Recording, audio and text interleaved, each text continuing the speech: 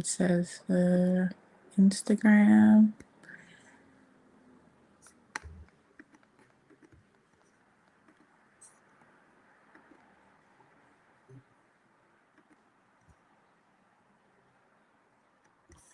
Oh, it says we are live. Yes, we are.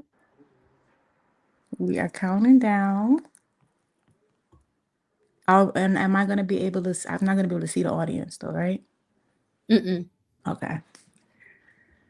Hi, Mia. How are you doing? I'm doing great. How are you, Keanna? I am great. It is 7 p.m. on April 30th. Like we said it would be. And we are here meeting on YouTube Live to have this very, very special discussion about beyond the farewell, making sense of funeral costs and financial planning, whether it be before the situation happens, whether it be during. It's always great to be one step ahead of the game. So before we get all up into it, first of all, I hope everyone is here and can see us well, can hear us well. Just let us know in the comments if there's any issues whatsoever. We are streaming live today, so it's all spanking new and clear and cut. So I'm gonna introduce myself before we start. My name is Keanna Hinds. I am a registered nurse by trade. I'm a mother as well. And I became a grief coach back in 2019. I became a grief coach after losing my mom. Most people that are in that do grief work have experienced the loss of their own. And losing my mom in 2018 catapulted me into this work. I became what was looking for. And since then, I've hosted numerous fundraisers. I have done speaking events.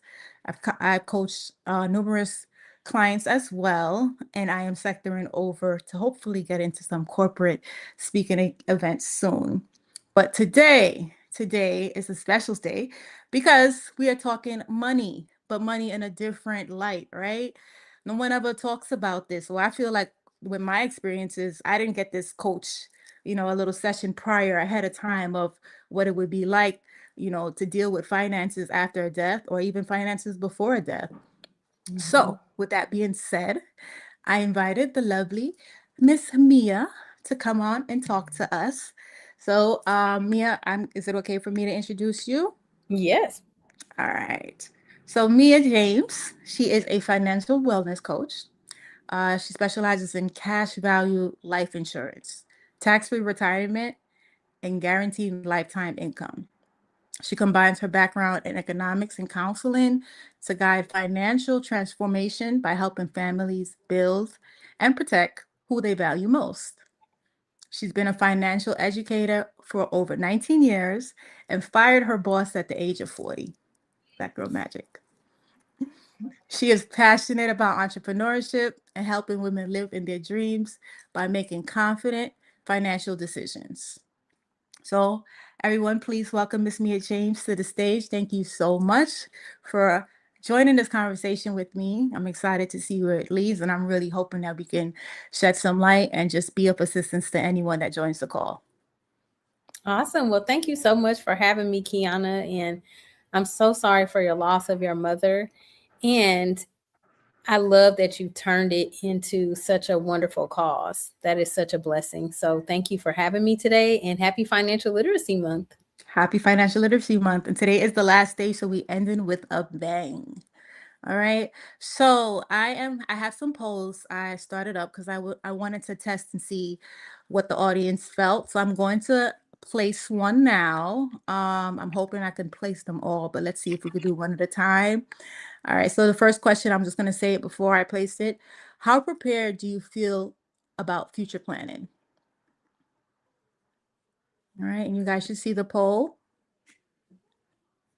So how prepared do you feel about future planning?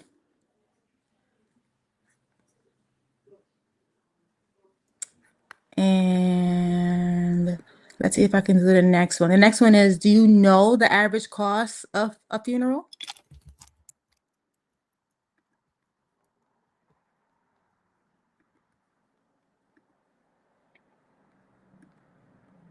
Is it showing? Yeah, the first one came up. Oh, stop poll. Okay. Do you know the average cost of a funeral?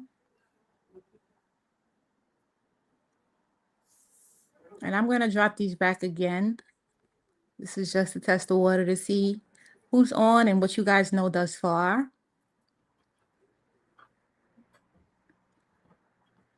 And the last would be what feels hardest about funeral planning?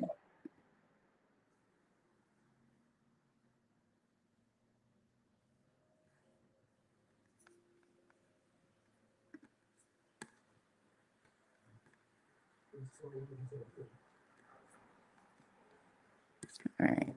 I'm going to have to take these down. I didn't realize it was going to be over my face. Over our faces. All right.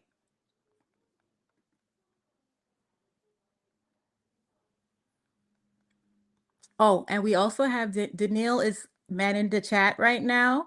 So if you guys have any questions or concerns, we do have some engagement there, and you will be getting answered by.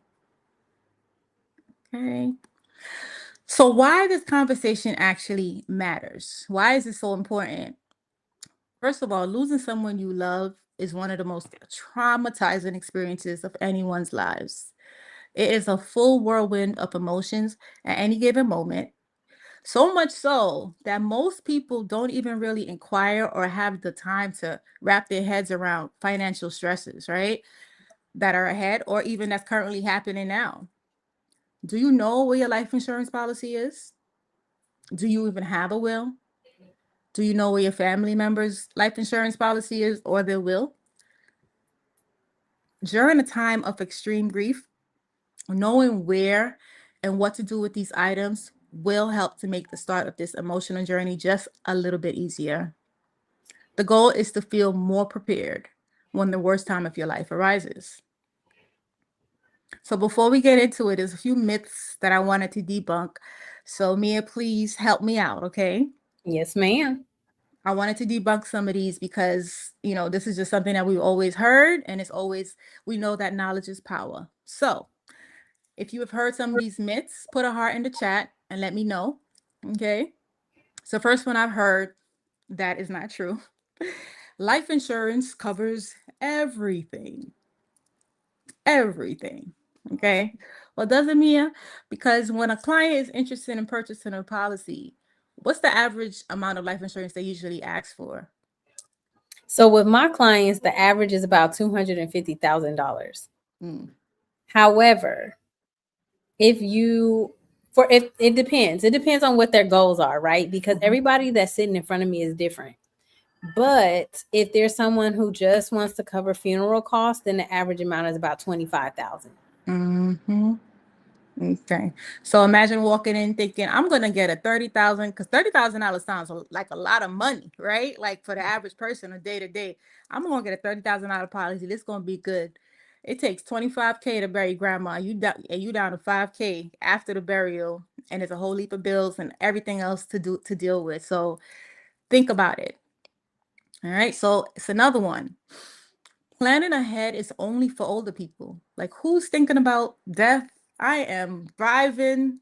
Like, what is the right time to really start planning for your family's future and preparing for your own? I would say if you have children, you can get them a life insurance policy as soon as they're 15 days old. And the reason why you want to do that is because the younger you are and the healthier you are, the less life insurance is going to cost you. Mm, So, yeah, a lot of people do wait until they're 40 and 50. And then if they want like a substantial amount, when they find out how much the premiums are, they're like, it costs that much. And I'm like, mhm, yeah, because you waited. And so mhm. there's a cost of waiting. There's a cost of waiting to get life insurance. There's a cost of waiting to invest. So as soon as possible is my short answer. And let's say you do get a 15 your baby, the 15-day-old baby a policy. What's the starting number people usually start out with versus being like 55 and starting with life insurance? So okay, so it depends. Average. So I would say between 25,000 and 100,000 for kids. Mm, Mm-hmm. Yep. And you can do that with like $50 a month. Okay. That sounds very doable, Hmm. right? Yep. Well, the next question was about to say, you need a lot of money to prepare. You gotta have, 50K in the bank, to prepare to even start paying for life insurance. Is that even true? No, not necessarily, because you don't have to do a lump sum. You can just pay monthly, annually, quarterly, however you choose. And it, again, I always like to say it depends on your goals, but no, if you want to do a $25,000 policy, depending on what your age is, you can probably do it for sometimes under 100 and maybe like a couple hundred. Okay. So it sounds doable, right? So I think the key concept in this all is early planning. I think death makes people cringy a bit and it's hard to even talk about, hence why I became a grief coach. But these are the things we need to talk about so that when these things ultimately do happen, you're not stuck in a whirlwind of stress that you can't get out of, along with trying to manage your own grief. So good stuff. Good stuff. All right. So, with that being said, we did talk about how much funerals cost, right? Well, did we now? Not yet. Okay, Mia. Do you want to lead that one for me? How much does a funeral cost? And as while we're on the topic, is a funeral the only thing you can actually get done? No. Okay, let's get You can into it. actually be cremated. So, okay. So here's how I look at it. So this is what I told my sister. I have a substantial life insurance policy, and I told her, I said, really, just cremate me and take a nice vacation after. Like, don't Hmm. spend all that money on a funeral. I'm not here. I don't care. Hmm. Like, but some people, their beliefs, they want to have a funeral. So the average can be somewhere between 7 and 12,000, but you're not only paying for the funeral. You have to remember there's like you have to pay for the cemetery, like the plot to be dug, the headstone if you do all that, the flowers, like there's so many hidden costs in a Hmm. funeral, and you're grieving. So you don't want to Hmm. get taken advantage of. So in addition to that 7 to 12,000, you might be looking at another 10 to 15,000. So that's why people typically get a $25,000 policy So covers everything. that covers that portion, but there's so much more to think about when somebody passes away, right? They may have to Hmm. pay taxes if they have property, like mortgages that still need to be paid. There is so much more involved when somebody passes away than just the funeral. Yep, this is very true. You guys know what a cremation is? If you don't know, the cremation is the process of using high heat to respectfully reduce a person's body to ashes. Cremations are a lot less cheaper than a funeral. The averages can be between $1,000 to $3,000 without a service. With the service, it can run you up to like $6,500. So, AKA, it's still money out there. Something with the funeral. Is the aspect of sometimes what they provide to you, they're going to give you a it's like a pamphlet or a contract of all of the things. There are so many hidden fees in there and so many hidden things that when you're grieving, you honestly don't even have the capacity to even figure out, what's going on, fine tooth what's really happening in front of you. You just hear a number and you're ready to pay it. But there are, if you do take the time to go through it, there are things that you can take off that may not be needed for your loved one. Mia mentioned, funerals are so expensive. Like, I'm already dead. Do I really need this? But there are people that have put in their will that they want this lavish, going home celebration. So obviously, it depends on what that person has planned ahead. Okay. Another thing, Mia, I think people do forget that when you stop paying for life insurance or you miss like one or more payments on your premium, the plan lapses. Mm-hmm.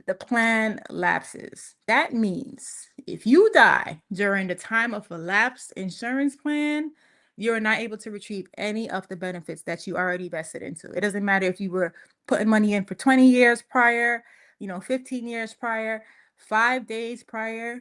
Whatever you vested into it, if you pass away and that insurance policy is lapsed, everything is null and void. So this is a bill you do not want to skip out on. It's probably the most important bill you will ever have, right? More important than the cell phone bill, I'll tell you that. And I would say I like to look at it as an investment, right? Because the thing is, we know with certainty that 100% of us are going to pass away. Yep. And do you want to leave your family not only grieving, but in financial distress? Or would you rather be kind and responsible and take care of that stuff up front? Because I Mhm. know I often tell the story of my grandfather. Him and my grandmother needed long term care. None of their kids had to come out of pocket for it. None of their kids had to pay for their funeral because everything was taken care of up front. Mhm. So they were able to grieve properly. And not only were they able to grieve without worrying about money, they all got houses. All of Yes. them got a house. That is the vibe. That is the legacy that we are trying to leave behind and something that can be started today. So don't Hmm. think you can't turn into grandma and grandpa James's legacy like me is did. You can definitely be them, and that is something I'm striving to do right now as well. So speaking of, anyone else has ever lost anyone before? I could only assume that some people here have lost a loved one. If you have, of course, my condolences. But if you haven't, just I would like to know, list one symptom in the chat that you feel you have felt during a loss. And this is can be something like numb, sad, confused, angry, right? List a symptom and let me know what you say in the chat.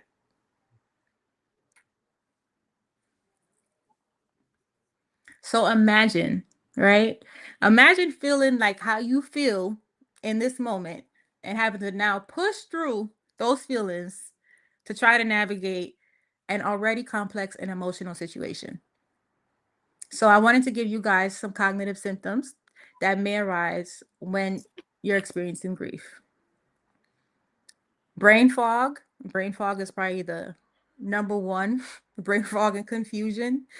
Grief literally affects your brain. There are neurons that are getting released like lightning. You can't think straight, okay? It can feel like if you can't think clearly, right? And you forget in simple details. Imagine trying to make a decision during that time frame, all right? Another thing is you feel impulsive or rushed. Decisions saying yes just to get it over with, right? Agreeing to expensive options like I discussed. Maybe you guys don't need that, 20-seat limo to take Grandma Thelma to the cemetery. You know what I mean? Like, we could cut down on the flowers. Technically, flowers die anyway. So, you know, give or take here. And of course, you are respecting someone's wishes, but we need to think logically when we are planning something so expensive and we know that ultimately we still have to live after this, right? All right. Emotional overload, crying, numbness, shock, feeling overwhelmed by even making small choices. I remember having to figure out when I was asked to get my mom's her outfit for her. Ooh, that was a lot. And I think that's a lot for a lot of people. But it's something so simple when you look back on it, right? It's like, oh my God, it was just picking out a blouse and, thing. But in the moment, it was the most tedious, thing on the agenda. And it really wasn't. I had bills to pay, right? I still had people to figure out. But I'm here stressing what color is she going to wear? Okay. Guilt-based decisions. They deserve the best, right? Overspending out of love or pressure. And that's a common one, definitely. Guilt is a heavy feeling. And I think the reality and planning before can help with this situation. Okay. And doing fear of doing the wrong thing, right? This one hits hard because people spend more not because they can, but because they love deeply. Again, you love somebody, you're gonna pour it out, especially during this time. But think think clearly and obviously plan ahead so that you aren't overdoing the situation. Shutting down conversation. Grief just doesn't affect your heart, right? It affects your ability to think, process and make decisions. And yet, that's exactly when families are expected to make some of the biggest financial decisions of their lives. And that's why conversations like this matter. Because when you're in that moment, you're not making decisions from clarity, you're making them from emotion. So, Mia, from your perspective, where do you see families struggle the most financially during that time? Well, one, I don't know if you experienced this, but if you do go to have a funeral, they want money up front. And Mm, if you have a life insurance policy that requires the death certificate, well, let's take what if you don't have life insurance? The question is, where is the money coming from, right? mm-hmm, So if there's no plan in place, right, and then you already are grieving, now it's like, okay, are we doing a GoFundMe, fish fry? Is everybody putting in money? Like, and that can be contentious. Now, on my other side of the family, we have a lot of that going on. Like, I have one side that have it together, the other side, I don't know what they're doing. So the thing is, it's like, okay, whatever we decide to do, whether it's cremation or a funeral, where is the money coming from? mm-hmm, Now, if you do have life insurance, they need it. And if you have a larger policy, they're going to need a death certificate to even issue money the to money. be able to make the plans, right? Now I do have access to plans that will actually give you a payout of 25,000 within 48 hours. So that way you can take care of what you need to take care of. But a lot of people are not aware of these Mm-hmm. things, right? Because I mean, many of us have never planned a funeral. Like I've never Yep. planned one, but my younger sister has when her mother-in-law died. So, she was telling me things that I didn't even know. And then Keanna said the most important thing earlier.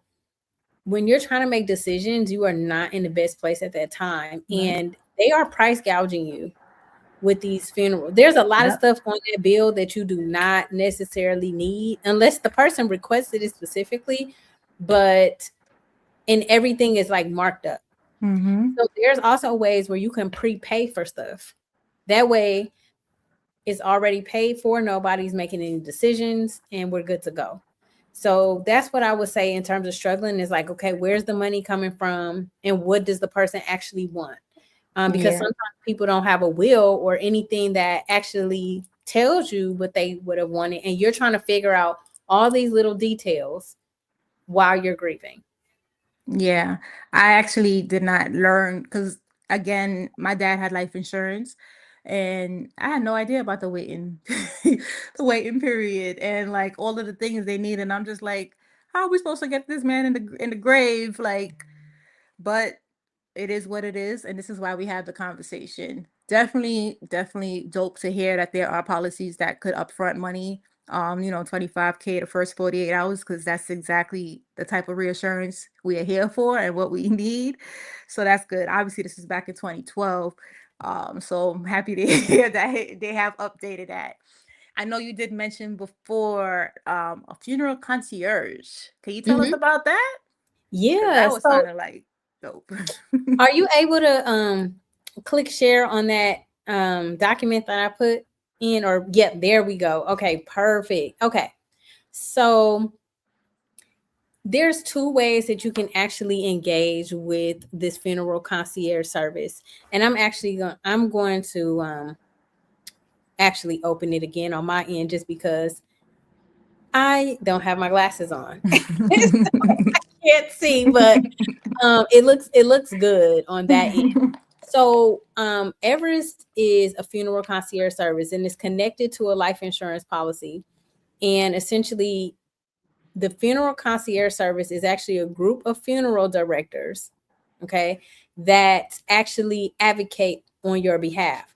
So they actually will tell you, um, you know, take this off the bill, take that off the bill. They tell you exactly what you need to do when you go down to negotiate Mhm. anything. They will even negotiate on your behalf. I actually have this service, and my friend's, unfortunately, her husband passed away. And I used it for her husband. They told us exactly what steps we needed to take in what order, what documents Mm, needed to be present. She was like, oh my God, like I didn't even have to think because I didn't know what to do. I didn't know where to start. And they tell you everything step by step. And all you have to do is go down the list. And that yeah, takes a lot of burden off of someone who's grieving. big time. Additionally, it has a vault where you can say, for example, like Keanna's a mom, right? Maybe she wants to leave some words of wisdom for her kids. Mm-hmm. She can create videos, put them in the vault. And then when she passes away, her children can always go back and Let's go. visit those things. There's also a will preparation kit that comes with it. And like I said, you can actually access the funds within 48 hours. So Yeah. that way you're not trying to figure out, well, where is this money coming from? Like, this is Mm-hmm. insanity. So, because you're not thinking straight. And the other thing, so you see on here, the will prep, you see the online planning and storage tools. They have a price finder. So they will actually tell you in your area what funeral homes have the best You can prices compare. to compare. Yep. So you're not over here spending unnecessary money.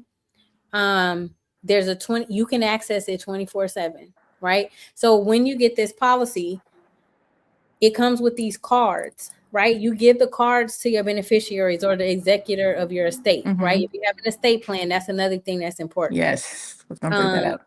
yes, you got to have an estate plan. If you need help with that, reach out to me. I'm happy to help you with this or estate planning. So all my beneficiaries have this little card. They put it in their wallet, and they know that when I pass away, all they got to do is call that number, and they're going to make sure my claim is done, not only on this policy, but on my larger policy as well. Okay. And then they have family support and assistance, because you're going to have to call all these people, reach out to all these people. They help you with that too. That's dope. So it's right. Yeah, It's this is dope. I definitely wish I had this.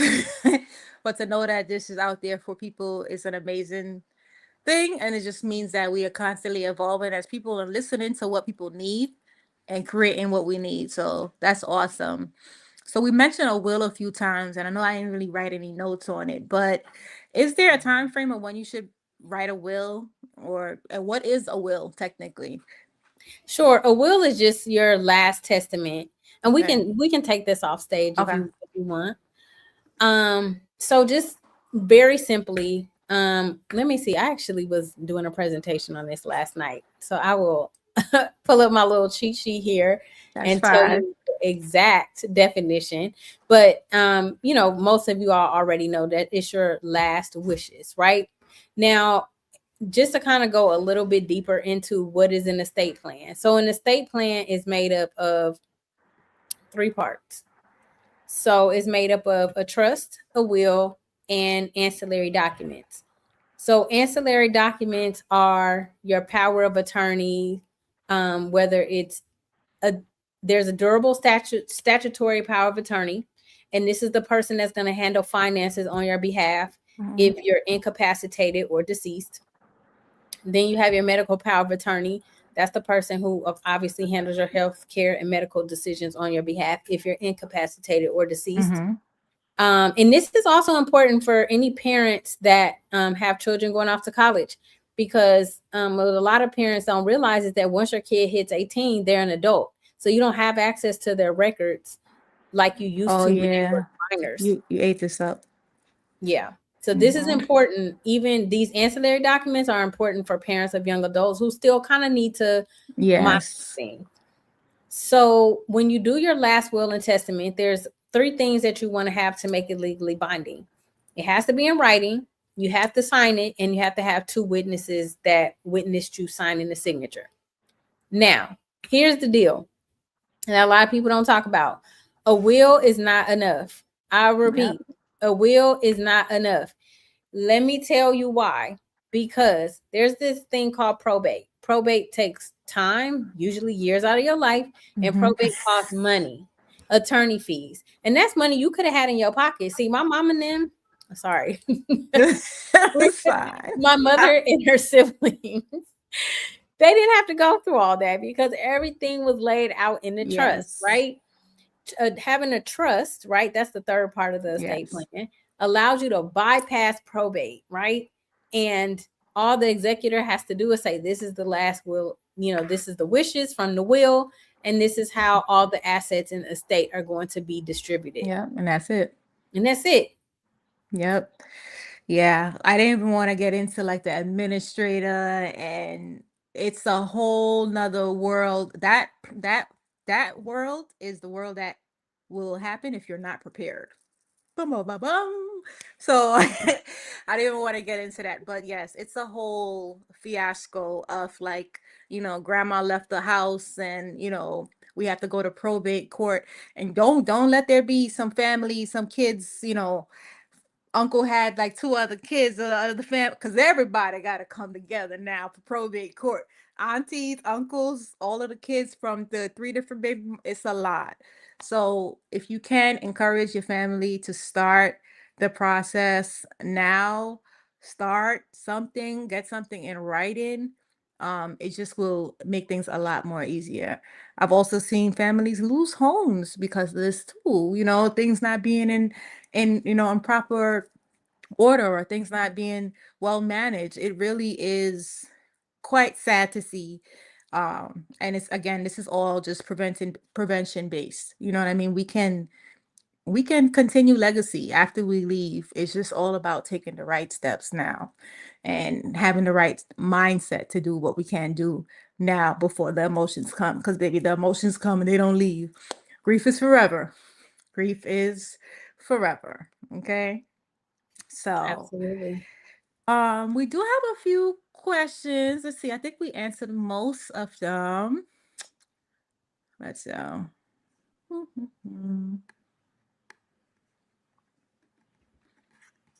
let me go look in the comments. Yes, and you guys can stay connected with us. You can follow me on Toni Rose Foundation, and Mia is on at Beyond the Busyness. We're on Instagram, and I believe that's your YouTube too, right? Yes.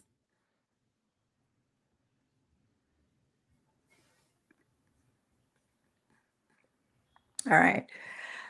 So don't see any questions, so that's fine.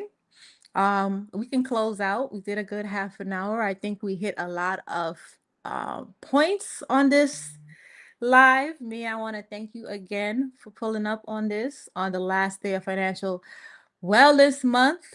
Just because today is the last day does not mean that you cannot get your stuff in order. Okay. People are available. You have the knowledge. You stepped up. You came on this live for a reason. So connect. This is definitely the time, the space to ask the questions. Use ChatGPT if you need to. Okay. But there are live people that are here to assist. All right. And get things rolling for you. This isn't about being prepared for death. This is not. It's about protecting your family through its hardest moments. All right. I want to thank you all for joining us on this live today. Okay. I do have our contact information if you're open to consultation. This is Mia's booking. I did a QR code. Unfortunately, I can't do both at the same time. So this is Mia's information. All right. If you want to schedule an appointment with her, just to talk estate planning, to talk life insurance, we'll talk all of the things we talk about, or if you have any other questions, please feel free. Oh, before we close out, Mia, I did have a question Mhm. about life insurances. I didn't hit that. There Yeah. are several types of life insurances.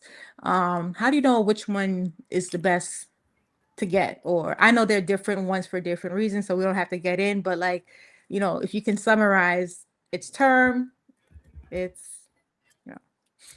Yes. So I'll just tell you that it's two different types of life Mm-hmm. insurance. Okay. There's term, which is 10 years, 15, 20, or 30 years. Mm-hmm. It's the most affordable, but it only pays out 1%. So Oh, 99% of people don't get a payout because guess what? We don't know when we're going to pass away. yeah. So many people outlive their term, but term has a place, right? And if you can't afford permanent, then it's better to have term than have nothing at all. Okay. Then there's permanent. So that's where your whole life insurance come Mm-hmm. in, your index universal life, final expense. Final expense is kind of what we were just talking about today, Mm-hmm. which is, just like 25,000, 10,000, Mm-hmm. like that. Um, there's variable universal life. There's tons of different types of permanent coverage. And permanent coverage, not only is there a death benefit, but you have the opportunity to build cash, which you can pull out tax free, which is wonderful, especially if you want to retire before 59 and a half and Mhm. you need some retirement money that won't be penalized for you touching it early. There's options to get long-term care attached to your life insurance, so that way if you become in a state where you need long-term care, you can have it attached to your life insurance and That's use that dope. money to pay for it. And then there's terminal illness, critical illness, things like that that can Okay. also be attached, so you can use living benefits while you're alive. Okay. Thank you. That was the Mhm. one thing I just wanted to touch on because there's so many different types, and I feel like it can be overwhelming. I personally have one of each because I don't know what's going on. Yeah. I just know I'm supposed to have them. And based on experiences in the past, I am very much, want to make sure that everybody's okay from when I'm going when that time comes. So thank you for explaining. Again, this is Mia's booking QR code that is up now. And then Out. I was just gonna let them know that they can Mhm. go to beyondthebusyness.com as well. In case you're watching on your phone and you can't scan it, it won't let me post it in the chat for some reason. But yes, you can go to beyondthebusyness.com and also book a complimentary consultation. Yes, and my website is tonirosefoundation.org. I am open to consultations right now, limited with one-on-one clientele, but group sessions can be back if you guys inquire. I did them before, so I'm open to starting them back up. And again, I am open to any corporate speaking engagements, school visits, all those good things. So this was a wonderful live session. I am really excited with all the information we put out there. And I'm hoping and praying that it has helped someone on this live or who will see it in the future to come. So, again, Mia, thank you so much. Thank you for having me, Keanna. This was amazing. This is such needed information. So I hope to be able to share this with my audience as well. Yes.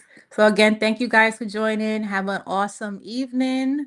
Love and light. And see you guys on the next one. Peace. Bye.